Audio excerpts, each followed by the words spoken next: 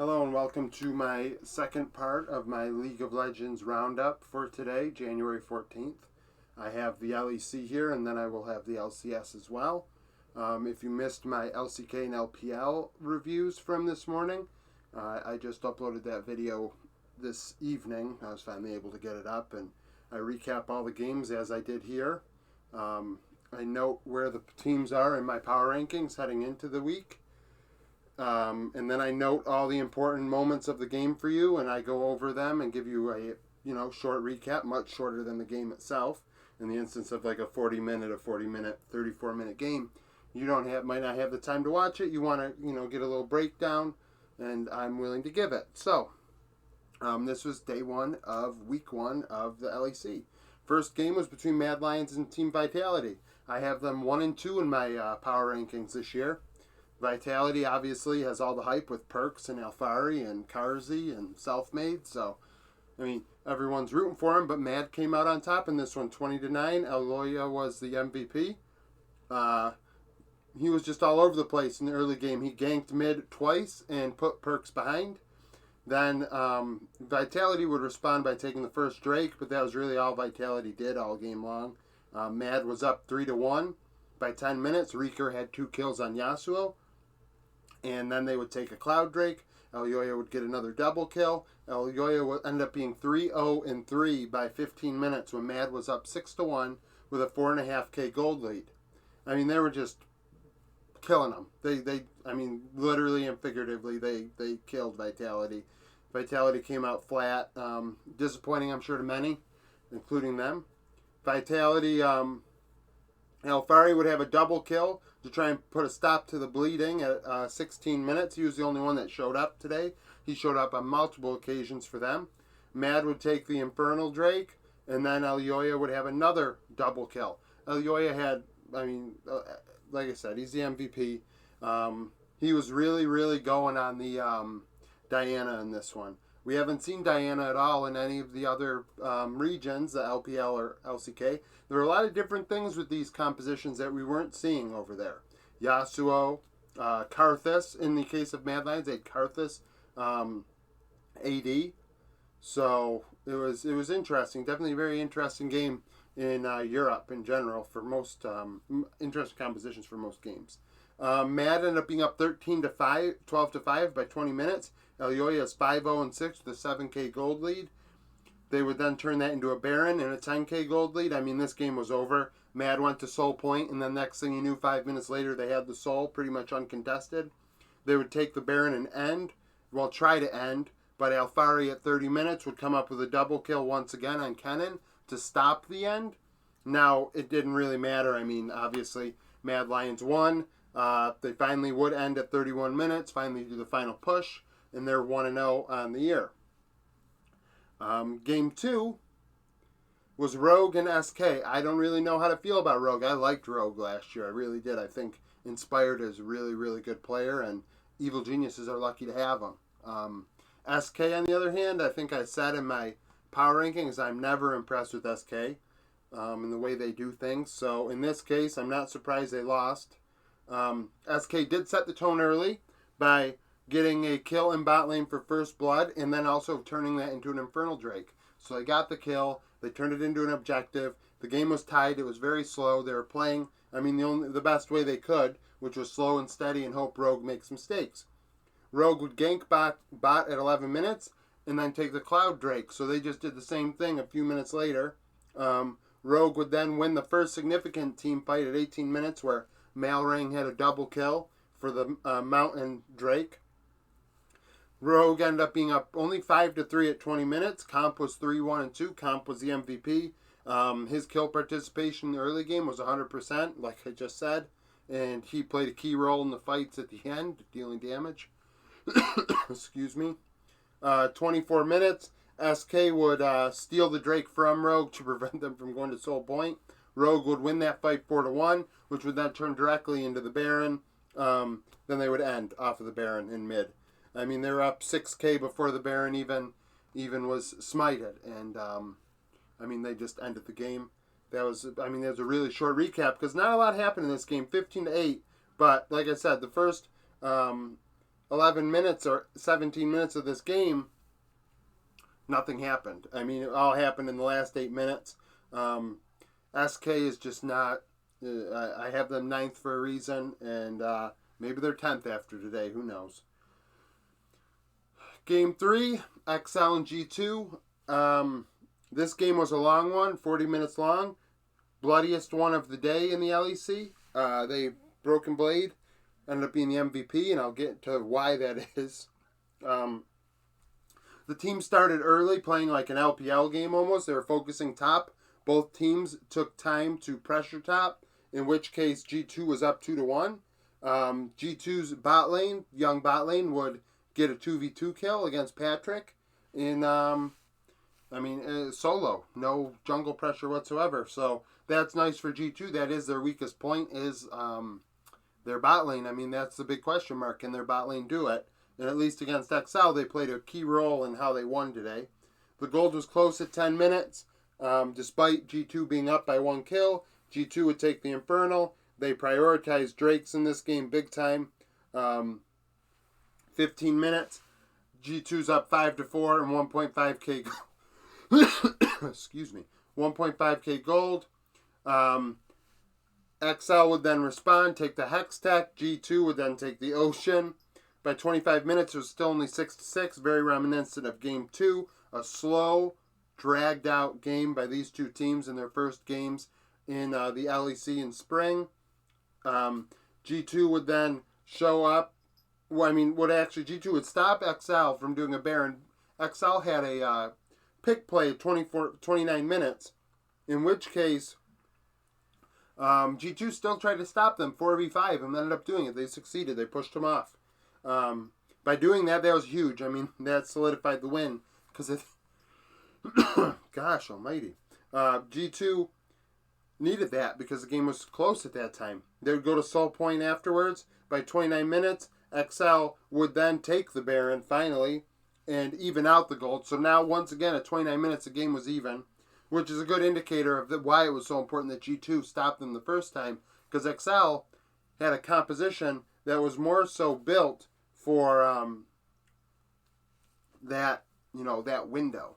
And as the game went on, G2 just took over because Broken Blade was playing Corki top. Like I said, weird things were happening today with compositions. We saw Corki top and Malzahar and Nami and all sorts of things in this game. G2 would then take the Soul at 33 minutes with a 5-1 ace. Broken Blade triple kill. That was huge. He ensured the Ocean Soul.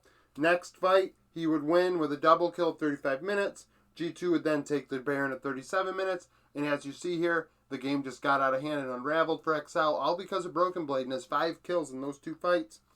Next thing you knew, it was 4.5k gold lead, 38 minutes. At 38 minutes, Finn would show up, similar to how Alfari showed up for Vitality. Finn showed up for XL and stopped G2 from ending the game outright with a triple kill. Pushed them away. That gave XL one last chance. At 40 minutes, there was an Elder Drake fight, in which case G2 would win 4-0. Broken Blade had all 4 kills in that fight. So in the last 3 significant fights for G2 where they won, Broken Blade was a monster. And I mean, that's why he's MVP, because without him, I mean, shoot, they're not winning this game, I don't think. I was happy to see that their young bot lane had a kill in the early game solo. I mentioned it, but that's important, because that's the only thing that's keeping this team from, being higher. I have them 5th right now, but they could be better and they could be worse. This game was probably the weakest game of the day between Astralis and Misfits. I have them 10th and 6th. The game ended up being very close and 40 minutes long. Given how many kills there were, it was probably the slowest game.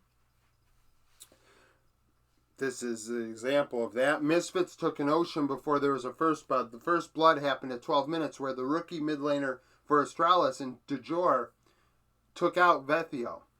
I'm really high on Vethio. I've been high on Vethio since last year.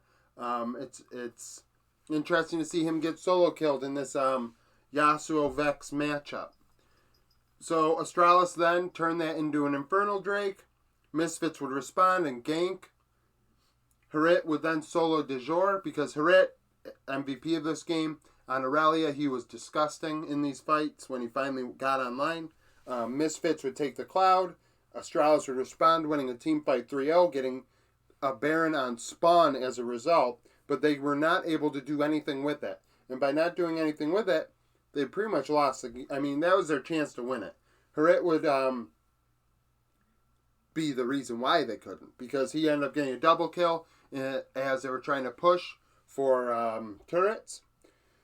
At 25 minutes, At 23 minutes, Astralis would then take a Cloud Drake and win the fight 2-0. White Knight had both kills. White Knight was the hard carry for Astralis, whereas, Harit was Misfits. So the two top laners, although in laning phase they did not fight, they ended up contributing to 10 of the first 15 kills in the game alone, which is weird to say for a top lane matchup, especially one like Ken and Aurelia. Misfits would then win a fight at 24 minutes, 4-0. Harit would have a triple kill. At 28 minutes, Misfits would take the Baron with a win, 3-0 in the team fight, which created a big advantage for them. Misfits would then turn that into a Cloud Soul point, so they're just taking objective after objective after objective. But the problem is they're not expanding that gold lead really, and neither was the kill lead. Like I said, it's only 14-13 by the end. At 30 minutes, it was 10-7. It was 10-7. It was 10-7 or 10-9. Misfits were up in gold by this point, pretty big, and Harit was 6-2-1. So they were taking this gold, but they weren't turning it into kills, nor ending the game. So it took a couple more tries. They had to win in bot. Astralis stopped them in bot lane once. Like I said, similar to Finn and similar to Alfari in Game 1, there was an opportunity there for a player to step up to try and stop the bleeding. Kabe did that for Astralis. He had a double kill. Misfits would then take Baron at 35 minutes, which would then turn into Astralis taking Soul Point to say, hey, you're not going to get the Cloud Soul. Didn't matter in the end. At 40 minutes, there was a fight in mid where Misfits won and Vethio had a double kill, which ended the game. Misfits just went down mid and won 14-13. But if you think about that, how they won that last fight, Astralis was ahead in kills. Astralis was able to find pick plays and take advantage of opportunities to get up in this game. But they didn't take the macro seriously enough. Because they put themselves behind to where they had to force themselves to stop a Cloud Soul instead of getting a Baron. And it's just... it's unfortunate. Astralis I have 10th. I'm not really too happy with what they did this offseason. De jour looked good at moments in this game, like I said, solo killing Vethio. But I don't know if he has what it takes to, hard carry them. We're really not going to know for a while here. Last game of the day was Fnatic versus Team BDS. BDS was making their debut in the LEC. The game would go down to the wire. It was a close game, like I have, 15-12. Hillising was my MVP. You probably can't read it because it's so far away. BDS set the tone. Were able to get first blood in their first game, getting 2-0 in top lane. Fnatic would then respond by taking the Infernal Drake. The teams would do pick plays back and forth, and that's what happened a lot in this game. There weren't very specific moments where there were big fights. It was more so here and there and everywhere. There were players being caught out of position. Team BDS especially, with the amount of young rookies they have. 15 minutes, BDS was up 4-2. Syncroft was 2-0-2 on Viego in the jungle, which was a big deal. The rookie was doing very well. He was solo killing people later in the game, actually. He would take the Mountain Drake.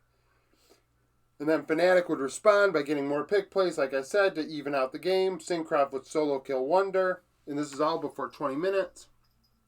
By 20 minutes, Syncroft was 3-1-2, and BDS was up 7-4. Fnatic would then respond by taking a Hextech Drake, in which case Razork had 2 kills in that fight. That was kind of the only time Razork really showed up and was noticeable in a fight, like a significant, beneficiary of kills. Fnatic would then turn that into a Baron at 24 minutes, where Wonder would have a double kill on Gwen. That was not his only double kill of the game. They would be up 4k gold afterwards, getting an advantage finally in gold.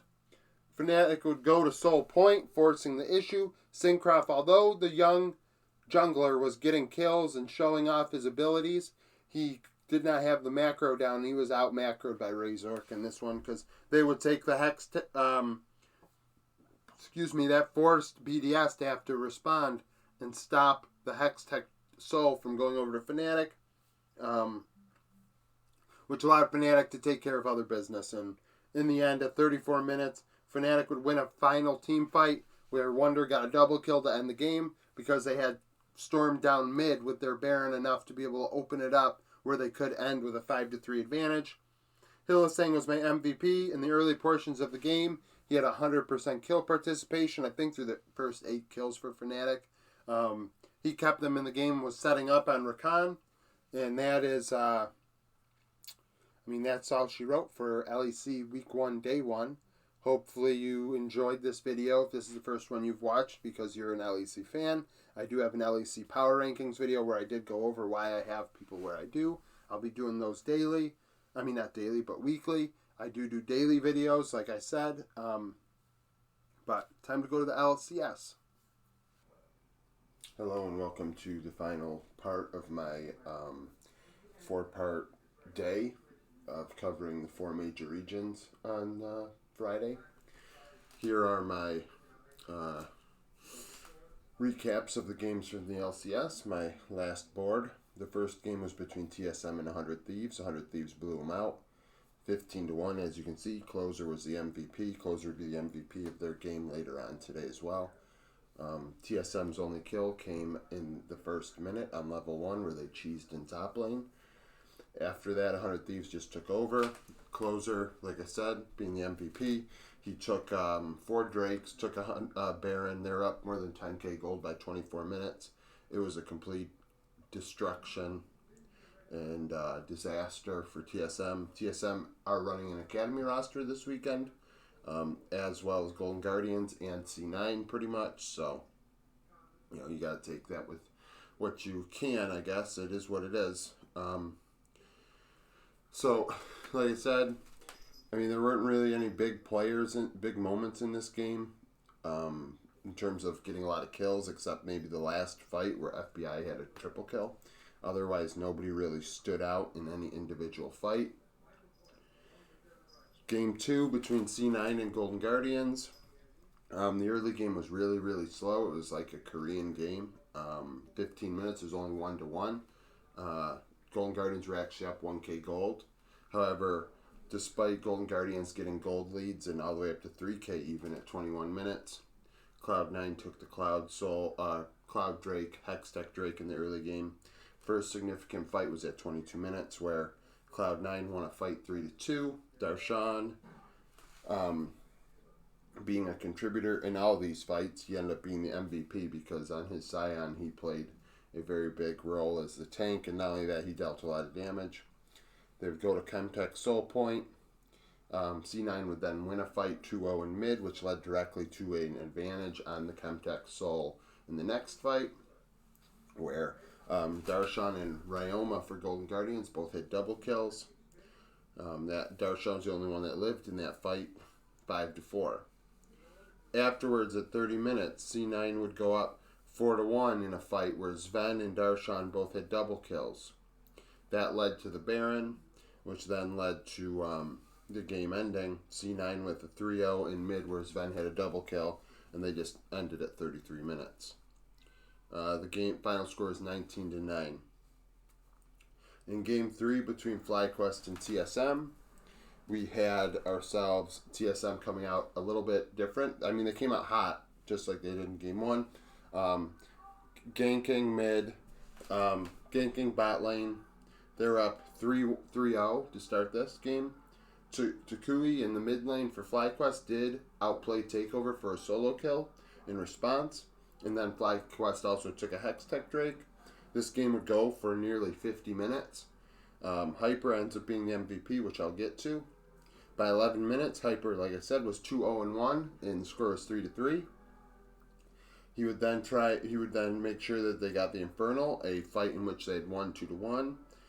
TSM would then win the next fight 3-1, take the Ocean, take a Baron, which pushed their gold lead to 5K. By 25 minutes now, Hyper was 6-1-1 in an 11-9 game. And then in this middle portion of the game here, there's a lot of blue and purple, if you can see that. There was a lot of jostling for position and vision on Drakes, but there wasn't significant fights where anybody stood out during that time. In which case, both teams ended up going to Soul Point. TSM also would push a power play to 10K gold, which, I mean, this was an academy roster, so it makes sense that it took them 15 more minutes to win the game, I guess, against an LCS roster. But I would be kind of worried if I was TSM, if I need substitutes. Nobody really took control of that game for TSM to say, hey, let's end this game.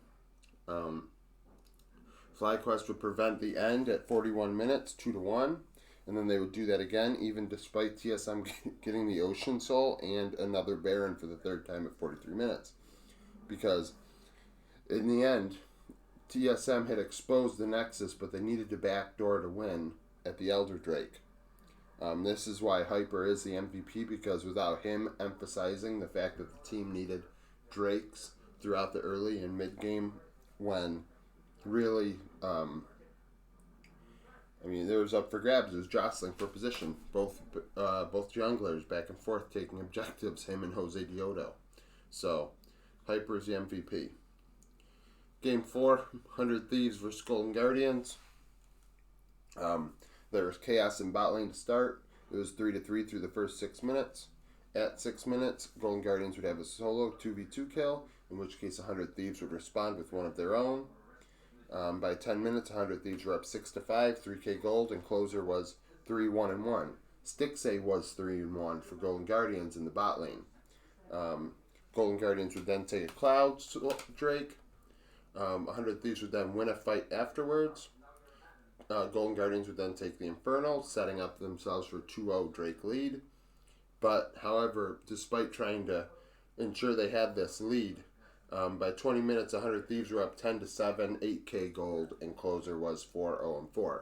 He was just dominant on the J4. Closer looked great in both games, establishing how he may be the best jungler in the LCS. I'm interested to see how how he fares against Inspired, because I am a big Inspired fan. So 100 Thieves would then take the Ocean, and 100 Thieves would then ace Golden Guardians. FBI with the triple kill, his second one of the day. 28 minutes, they were up 10K gold once again without even taking a Baron. They were just outplaying their opponent. They took the Baron. They'd end the game at 32 minutes, a 4-0 to end. Score being 22-11, with closer being the MVP. The last game of the day was between Cloud9 and FlyQuest. Late night. I mean, I tried to film this a few times, and I couldn't anymore. I couldn't do it. Didn't have the patience. This last game, FlyQuest ganked early for first blood. C9 was emphasizing Drakes in this game, just like they emphasized Drakes in that game. They took the mountain early. The teams would exchange kills back and forth. C9 would then take the Cloud, and Jose Diodo was just 2 steps behind Blabber at every turn to get these objectives. The first fight at 15 minutes, by 15 minutes, Fly was up 4-3. Both junglers had 2 kills apiece, but C9 were up 2K.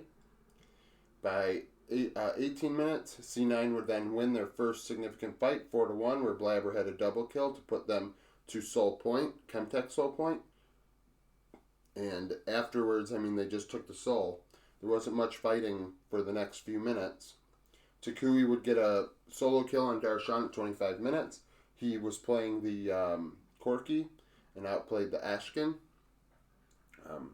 But that kind of shows that the mid-game there really wasn't much going on, because between 15 minutes and 25 minutes, 18 minutes and 25 minutes, there were no fights for the Cloud Soul, the Chemtech Soul. C9 just took it outright. 30 minutes, there was a fight for the Elder Drake, where C9 and FlyQuest actually 50-50'd, and C9 came out on top, which was a big... Fly could have turned the game around in that moment. The final score was 17-12. That was an opportunity for them to really take a stranglehold on the game, but Jose was just not at his best today, I don't think, in either of the games he played. I do have FlyQuest 10th in my power rankings. If you can see the 10 here, I do think they're the worst going into the LCS this year. But nevertheless, at 32 minutes, C9 would take the Baron, and then they would end the game on a Sven Penta on Ziggs, which is why he's the MVP. Otherwise, I probably would have picked Blabber.